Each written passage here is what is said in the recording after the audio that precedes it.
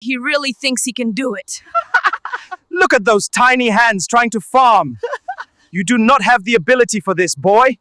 8-year-old Supreme Commander stood barefoot in the soft earth behind his grandmother's house, gripping a cutlass that looked almost too big for his hands. The sun hung low, and the older men nearby leaned against a fence, watching him with amused eyes. "Boy, what you doing?" one of them called out. "Planting yam," Supreme Commander replied confidently, wiping sweat from his forehead. A burst of laughter followed. "Yam, you too small for that kind of work," another man said.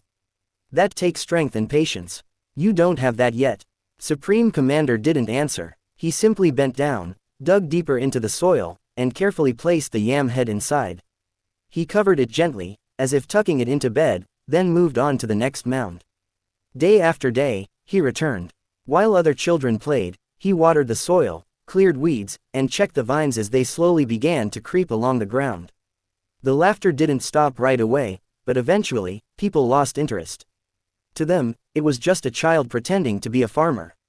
Months passed. Then the dry season came harder than expected. Crops failed. Food became scarce. The same men who once laughed now sat under the same tree, their voices quieter, their faces tense. "Hunger really catching now," one said. Another sighed. "We should have planted more." A third man suddenly looked toward the back of the yard. "What about that little boy Yam? What him name again?"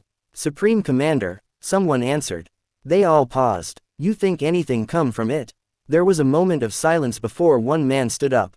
Only one way to find out. They walked to the field where the vines had spread thick and green across the ground.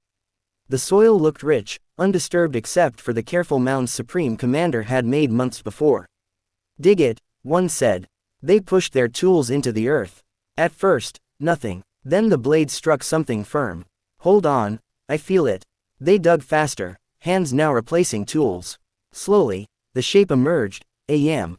Not just any yam, but a massive one. "Pull it out." With effort, they lifted it from the ground.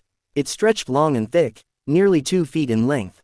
For a moment, nobody spoke. Then laughter came again, but this time, it was different. It was filled with disbelief and excitement. "Look at this.